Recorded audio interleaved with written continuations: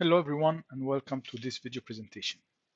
So in this video presentation, we will see how we can add roles and features on Windows Server. So here we have our server srv-b. We will log in by pressing Control and Delete, which is Control Alt Delete here, or on the keyboard we can press the right Control key and the Delete key. I will enter my password. So the password is password02 because we changed it in the previous exercise.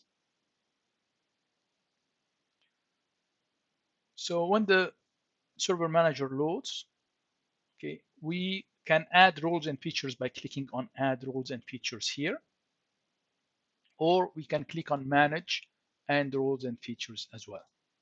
So it's the same thing clicking here or there. So when we click on it, it opens this dialog box, this window, and we click on next. We use always the role-based or feature-based installation. We click on next. This is our server. Here it says select the server that you want to install on it. If we had multiple servers, we could have listed them here. So right now we have only one server, which is srv-b. So it's selected by default. I will click on next. And then I have on this page the roles, and on next page the features. So in this activity, we need to add two roles. The first one is print and document services. So which is this one here. We click on print and document services. Some roles, when we add them, they require some features to be added as well. Otherwise, they will not function correctly.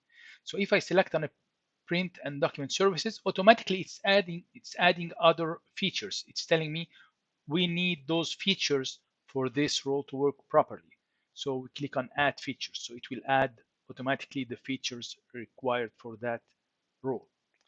The second role that we need to add is web server IIS, Internet Information Services, web server. So we click on that. Again, this web server IIS requires some management tools, which are features. So we click on add the features. So it automatically add the features. Now we click on next. So we go on the next page on which we have the features. Sometimes there are some features that are not related to the roles. So in this exercise, we want to add three different features that are not related to roles, other than the features that were added automatically by clicking on the specific roles. We need to add the group policy management. So if we check here, we have the group policy management. This is one feature. We need to add internet printing client, which is this one here, and we need to add Windows Server backup. So if you go down, Windows Server backup. So we added the features that we want to add for this lab. We click on next, next, next, next, next, and install. Here we have a checkbox. This in case the roles or features that we are installing require a restart of the server. Instead of asking us at the end of the installation, we need to restart the server. Do you want to restart, yes or no? If we are not working on a production server, so this is a lab, we are in a lab environment, we don't care if the server is restarted.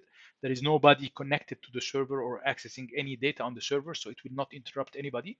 So we can click on restart the server, destination server automatically if required. So it's just warning you, if a restart is required, the server will restart automatically without asking you. So I click on yes, I understand, and I click on install.